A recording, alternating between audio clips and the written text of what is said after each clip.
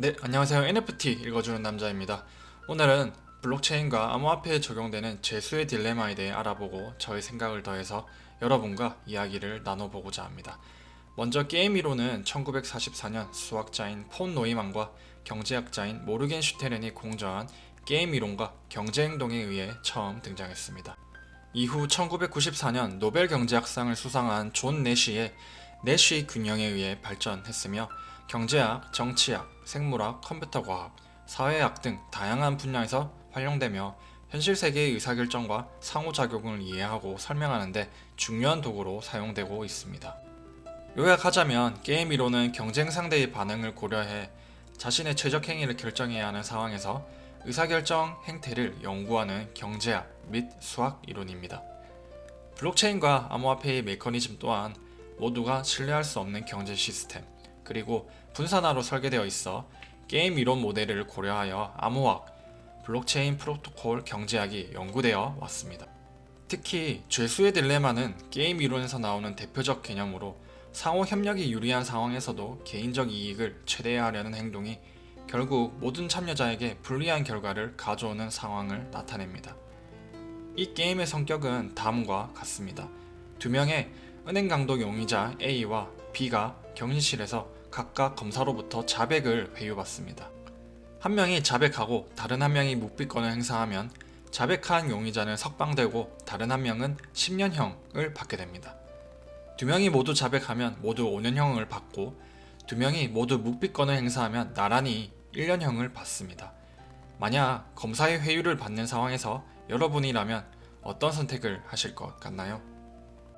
두 사람이 각자의 이익을 위해서 이성적으로 행동한다고 가정하면 상대방이 취하는 행동과 무관하게 자신이 자백하는 것이 이득이므로 둘 다 자백을 택하게 됩니다. 그 결과 검사는 두 용의자에게 자백을 받아내 5년의 징역을 기소하게 되는데 사실 최적의 선택은 따로 있습니다. 두 용의자가 서로 신뢰하여 묵비권을 행사했다면 모두 1년 복역으로 최적의 결과를 얻을 수 있었습니다. 하지만 각자의 이기적인 선택이 각자의 불행으로 기결되는 딜레마인 거죠.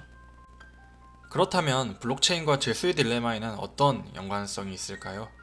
세 가지의 관계를 통해 설명드려 보겠습니다.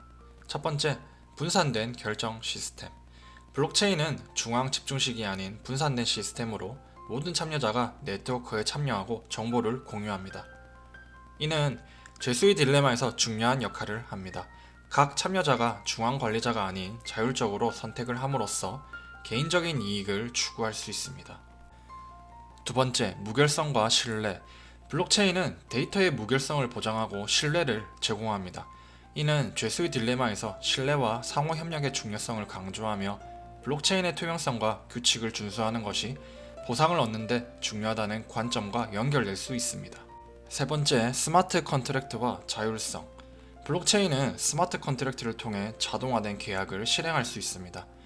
죄수의 딜레마에서 참여자들은 스스로 이기적인 선택을 하게 됩니다. 스마트 컨트랙트는 이러한 이기적인 선택을 프로그래밍으로 정의하고 결과적으로 상호 협력적인 선택을 유도할 수 있습니다.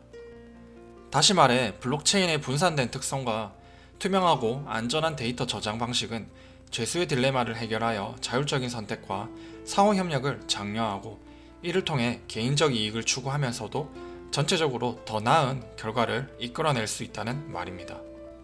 이런 딜레마 이론 속에서 룰 메이커들이 어떤 제도를 도입하면 개인들의 이기심을 마음껏 발휘하더라도 원하는 목표를 달성할 수 있을지를 연구하는 학문인 메커니즘 디자인이란 개념이 있습니다. 역으로 생각해보면 비트코인을 만들었던 사토시 나카모토는 이런 메커니즘 디자인에 기반해 유지와 관리라는 문제에 당면했을 것이고 이를 해결하기 위해 보상 체계를 도입했다는 가설을 세워볼 수 있습니다. 블록 생성 및 트랜잭션 유효성 검증을 처리하는 사람에겐 비트코인을 보상하여 그러한 원리로 블록체인이 유지, 관리되게 설계하였던 거죠. 재수의 딜레마 이론을 통해 살펴보았듯 개인의 이익을 추구하면서도 최대 공익을 추구하는 블록체인의 지향점 중 하나인 무신뢰는 중의적으로도 표현됩니다.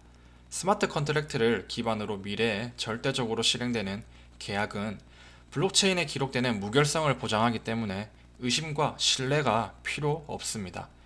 결국 이러한 투명성을 토대로 하는 무신뢰 상태를 신뢰하는 아이러니인 거죠. 블록체인을 공부할수록 단순 기술을 넘어 인문, 경제, 철학적 이론을 담고 있다는 게 신기하고 또 매력적인 것 같습니다. 개인적으로는 블록체인을 활용하여 다양한 분야에서 더 나은 인센티브 구조와 효과적인 규칙을 설계하는 날이 언젠간 올 수도 있지 않을까 생각해 봅니다. 여러분은 재수의 딜레마를 어떻게 생각하시나요?